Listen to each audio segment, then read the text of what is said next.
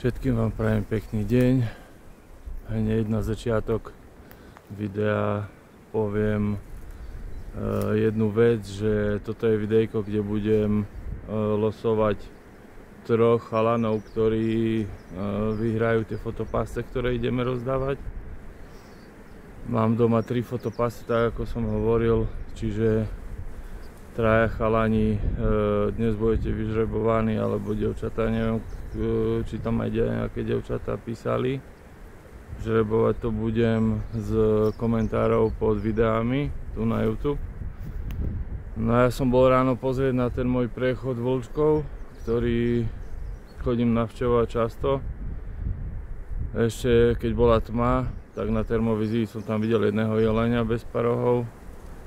No a už keď vyšlo slnko, tak nevyšlo ani z mladiny, ani cez prechod, ani nikde nebolo nič. Takže som opäť nič nenafilmoval. Jak idem cestou k autu, tak som sa zastavil pri jednej fotopasci, ktorú som mal v takých skalách, kde som chcel rysa. Rys sa nepodaril. Boli tam len dve jeleničky. Fotopasca tam bolo 3 mesiace a nič sa tam nenatočilo, len tie dve jeleničky, jak tam prebehli, zrejme ich nejaký vlk naháňal, ale to už vo videu nie je. No a ja som teraz pri ďalšej fotopasci, kde mám tú hlavu. V tých predošlých videách je aj video, kde som založil k tej hlave fotopascu a fotopasca je stále tu, čo je veľké šťastie. Aj keď sa tu natočili nejakí parohári, asi si ju nevšimli, hlavu si určite všimli, lebo na ňu pozerali, ale fotopascu zrejme nevideli.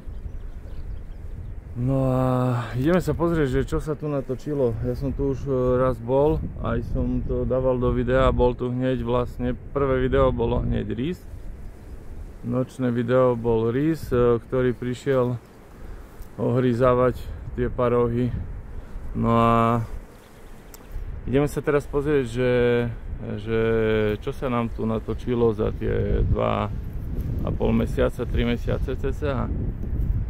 Tak poďme na to.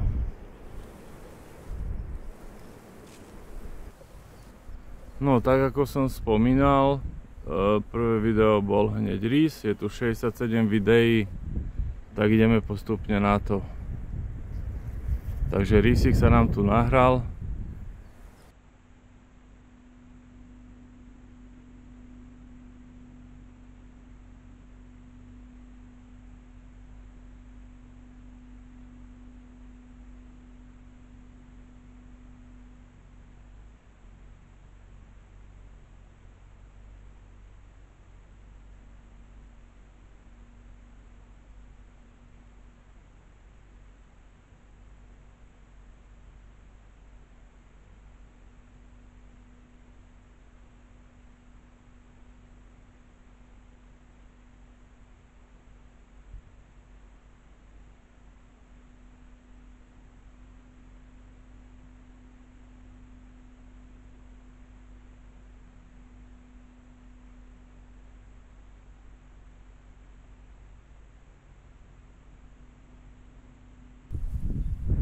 No rysík veľmi potešil a ďalšie videá tu boli nejaké jelene, jeden aj bez parohov. Zrejme to bude ten veľký jeleň, ktorého som chcel dohľadať, ale nepodarilo sa mi nájsť ani jeden, zrejme ich niekto našiel iný. Ono to nevadí, len som chcel tie shody kvôli tomu, že mám toho jeleňa aj cez ruju natočeného, mám ho aj cez zimu a celkom sa mi ten jeleň aj páči, takže on asi zhodený prechádzal stade, lebo on je taký zvedavý, ako všetkému dáva nos. Veď sa pozrite na tie jelene.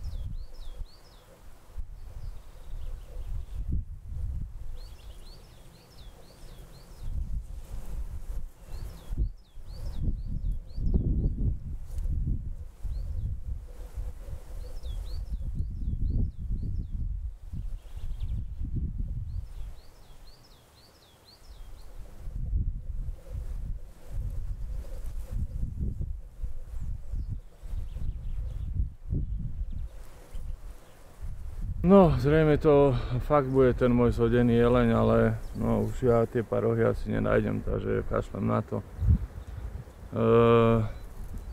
Po tých jeleňoch dlho nebolo nič pri tej hlave, ale potom, už keď sa roztopil sneh, tak tu boli aj vlci, z čoho sa veľmi teším, lebo oni tu vyššie majú ležoviska a tú hlavu som vedel, že je iba otázka času, kedy to nájdu a sa pri nej natočia. Sú tu nejaké nočné videá a aj denné videá vlkov, ja to nejdem ešte ani pozerať, takže vám to tu teraz nahrám a môžete pozrieť. No, po tých vlkoch boli aj diviaky a oni mi tú hlavu potom posunuli vlastne z toho zorného pola fotopásce. Ďalej sa už nenatočilo nič, lebo hlava bola asi 5-6 metrov vedľa fotopásky, čiže tie diviaky mi to celé pokazili a celkovo mi tie diviaky žerú nervy, lebo v nadmorských výškach, kde hniezdia už jariabky, holňaky a hluchane, sa tie diviaky úplne bežne vyskytujú a dakedy to tak nebolo. V minulosti toľko tých diviakov v tých nadmorských výškach hornej hranice lesa nebolo. Ono je to dosť problém pre tie naše kúrky.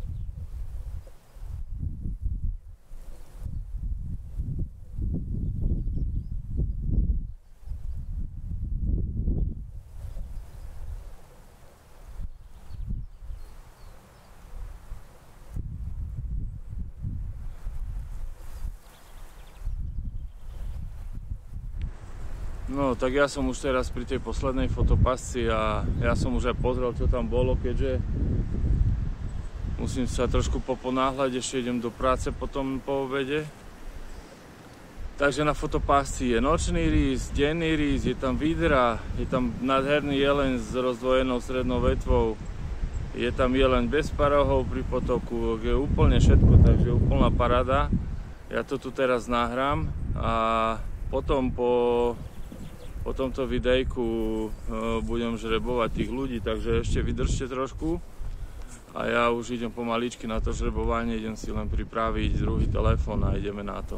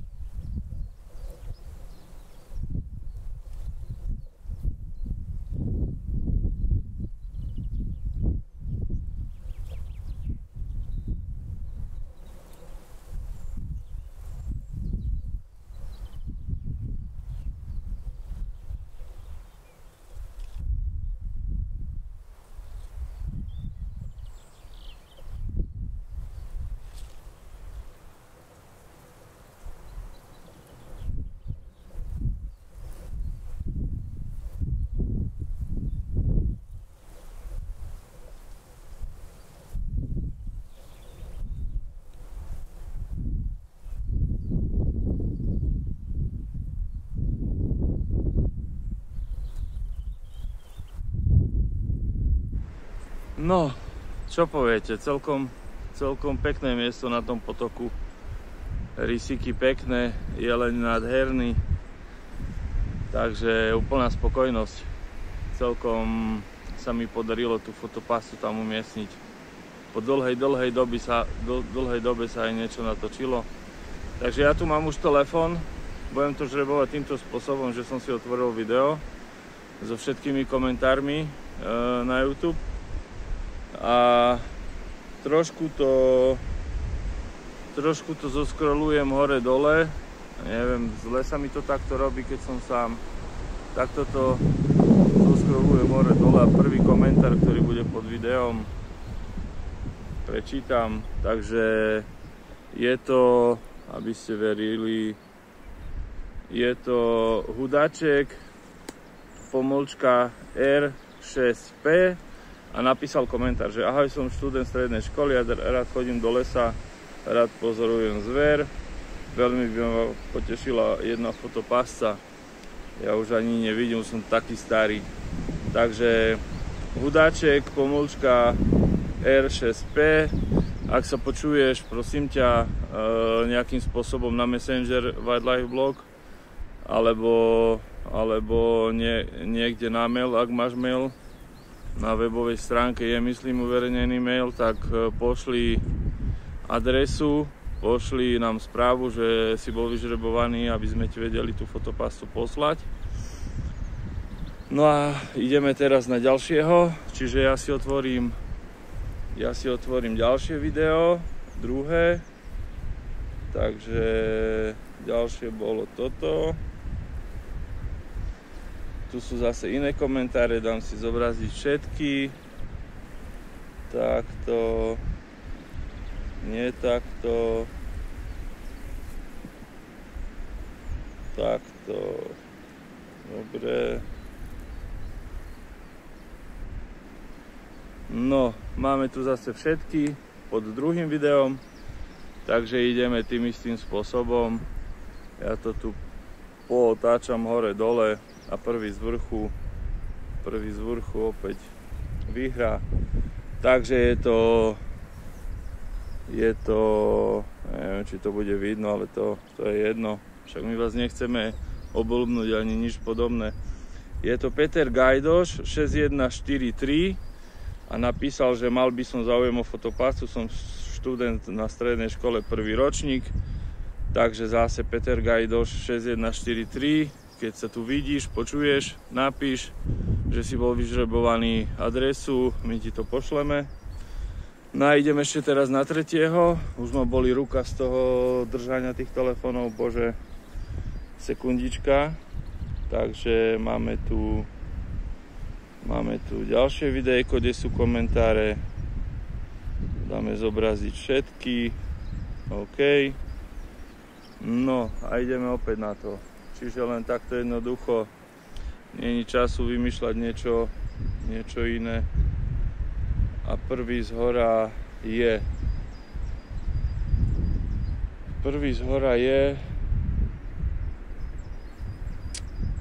No, akurát komentár, ktorý tu nie je v súťaži, čiže napísané, že veľmi pekné videá, pokračuj v tvorbe, takže nič. Takže ideme ešte raz. Videjko.